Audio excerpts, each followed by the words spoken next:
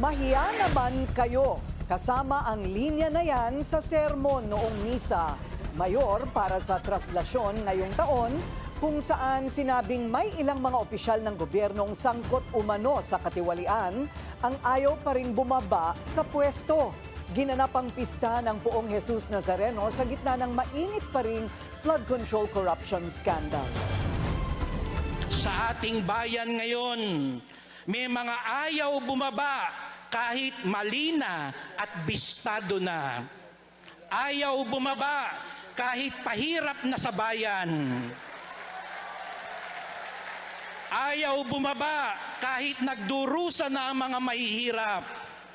Ayaw bumaba kahit binabaha na at nasisira na ang bayan. Ayaw bumaba kahit hindi karapat-dapat. Tumigil na. Tama na. Maawa na kayo sa taong bayan. Mahiya naman kayo. Bumaba na ng kusa. Kaugnay po ng sermon na iyan noong traslasyon, makakausap natin ngayon Father Jerome Ceciliano. Siya po ang spokesperson ng Catholic Bishops' Conference of the Philippines o CBCP. Magandang gabi po sa inyo, Father Ceciliano. Magandang gabi naman sa iyo, Corina. Opo. Medyo kontrobersyal ito pong mga pahayag ni Bishop Rufino Sescon sa kanyang sermon sa Misa Mayor noong isang araw na tila may pinabababa sa pwesto. Bago po yan ay malinaw po ang posisyon ng Simbahang Katolika na ayaw po ng simbahan ng extrajudicial resolution to the flood control scandal. Sino-sino po kaya ang pinaparinggan ni Bishop Sescon? Una po, si Bishop Sescon lang naman siguro ang nakakaalam kung sino yung mga binabanggit niya o tinutukoy niya na hindi pinangalanan. Pero kung ako naman po ang magbibigay ng aking pag-unawa doon sa sinabi niya, batin po natin na may mga politiko talaga na nasasangkot dito sa katiwalian. Sila yung mga politiko na pinangalanan na ng mga investigating bodies at maaaring yun nga ang tinutukoy, although wala ngang pangalan.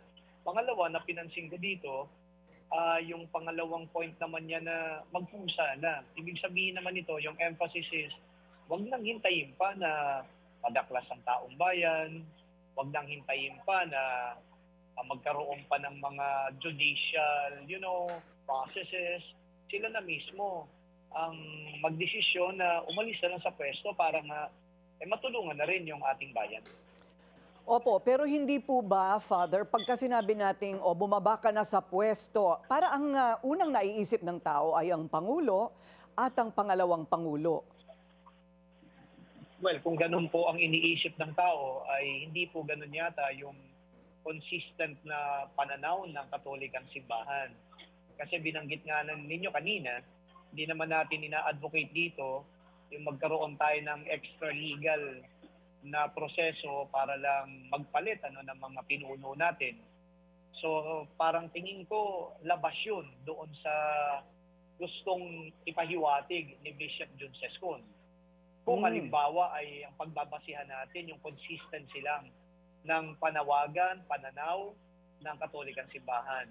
At ang nakikita ko pa dito, Corina, ay kung ang taong bayan ay meron mang ganong clamor, palagay ko ang taong bayan din ang gumawa ng paraan para ipabatid talaga sa mga kinauukulan na fed up na kami. Kinakailangan na talaga na kayo na mismo umalis. Magkaroon din talaga ng pagtukoy sa mga taong yan, mga pinuno na yan, kung sino man sila, na pababain talaga ng taong bayan sa pwesto.